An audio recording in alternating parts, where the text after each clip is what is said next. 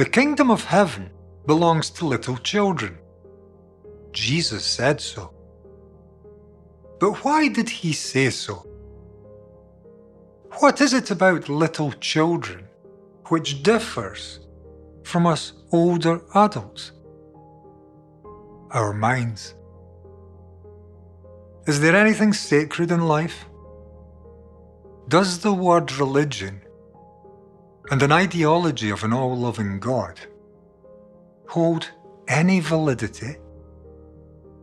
Is there any reality behind the mental constructs we have all been educated to accept or be indifferent towards?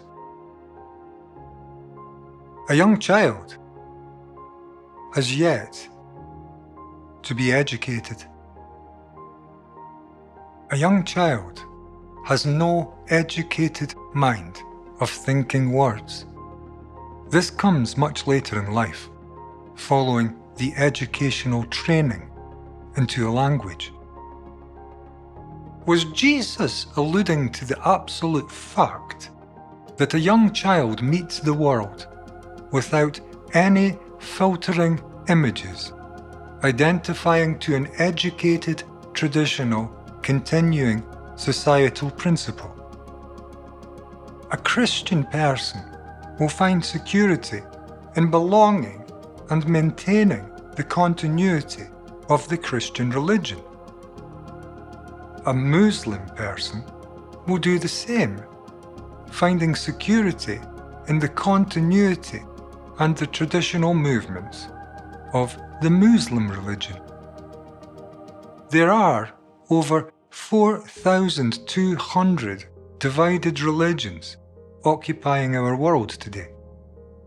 Each ardent follower of each one of these divisive organizations finds their isolated security in aligning towards and adhering to the principles, the accepted disciplines, approaches to life laid down by the religion the person is educated into.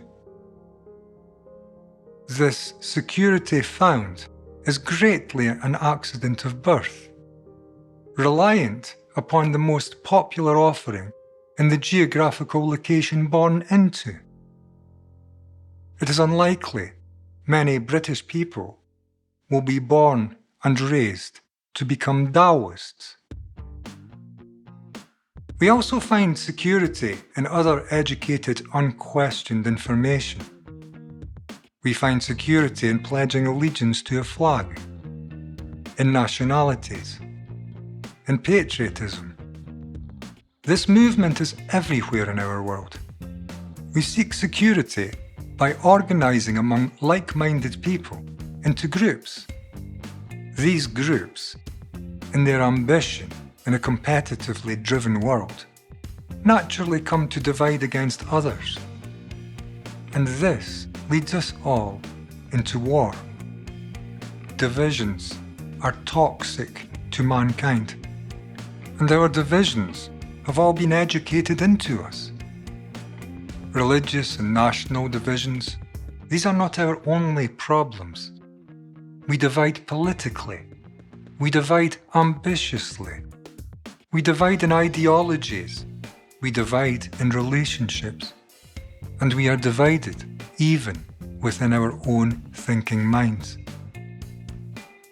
Perhaps here lies the very root of any understanding as to why a child's eyes may be open to a loving and caring heaven, which becomes obscured later in life when that child grows into an adult. If I look into my life as a something, as an identification to a long-standing traditional movement, to absolutely anything, for the sake of argumentation, let us look at the life of an ordinary Indian practitioner of the Hindu religion.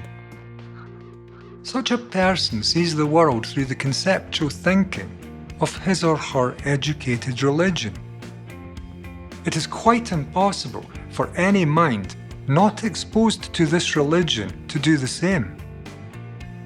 But other minds are being exposed to the teachings of other religions, and there are over 4,200 of them. And each respective follower of each divisive religion is projecting their educated sense of apparent spirituality onto the world, from the background of knowledge, educated and now rooted deeply into their brain cells. It is such divisive information which divides us and is responsible for conflict and wars between us.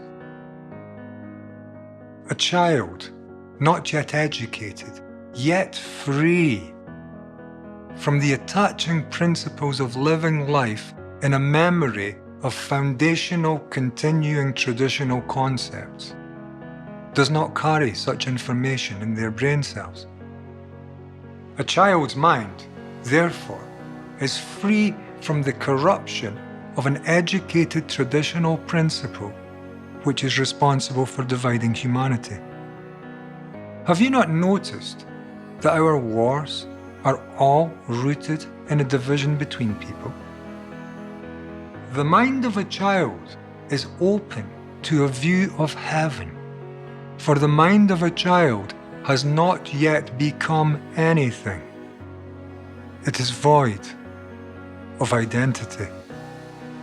And being void of identity, the mind of a child is free to look into this timeless universe, into an infinite universe of silence, space, life, death, and love.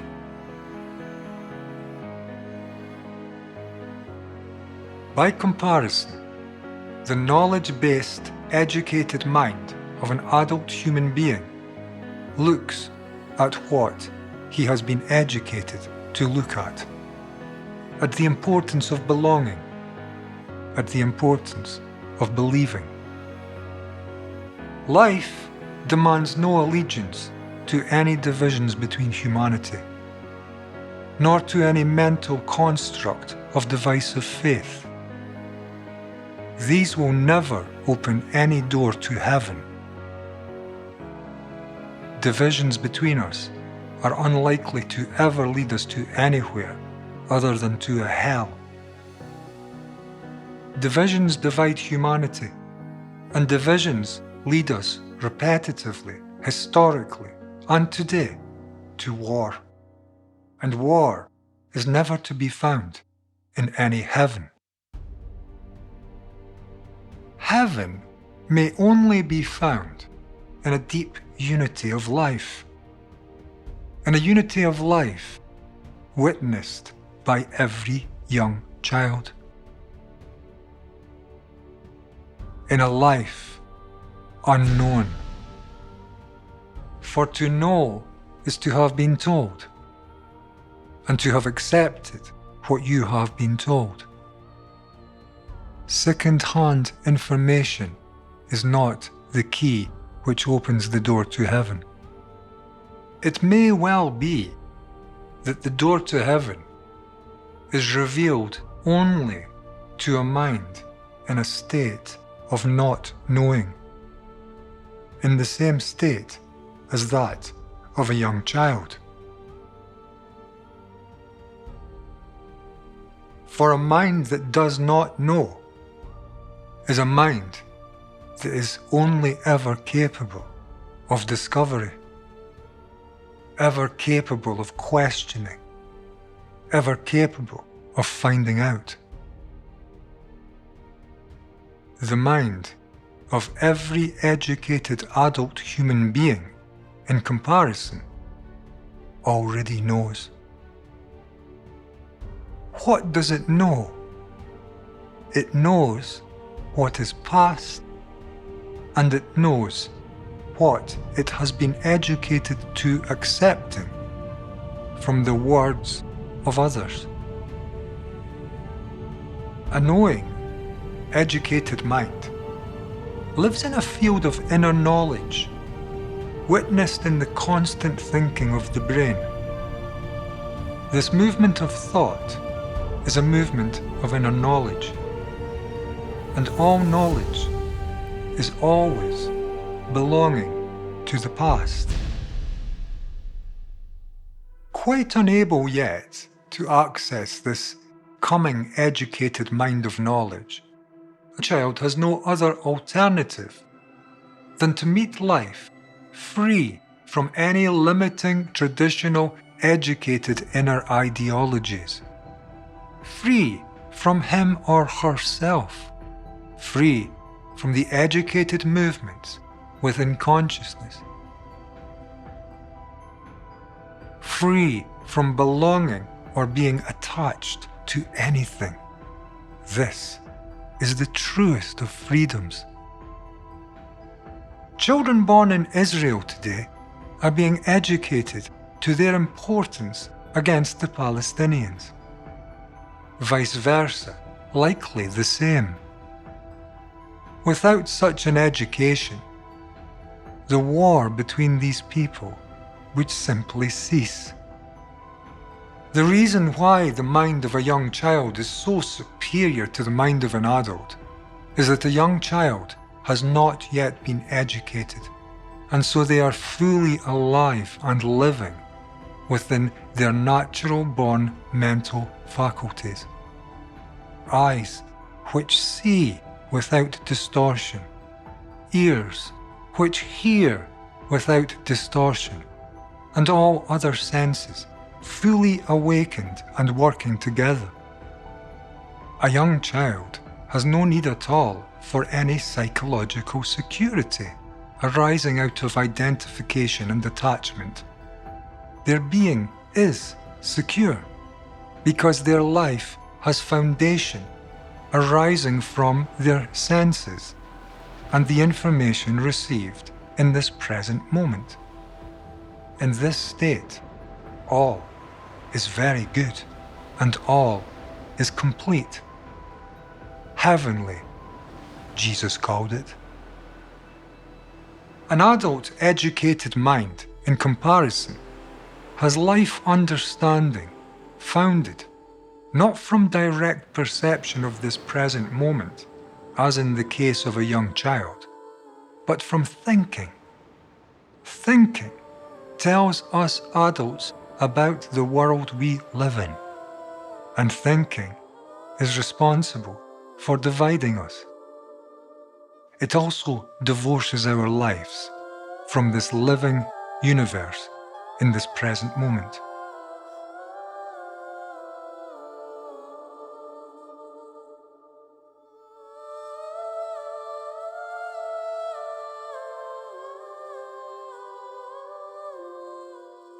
We battle between each other, not because of any differences in the world we see, but because of educated projections from our own minds, seeking security and continuity in opposition to others, doing exactly the same thing, but in allegiance to other images and other educated traditional patterns. Mankind, at least the adult variety, has been removed from heaven.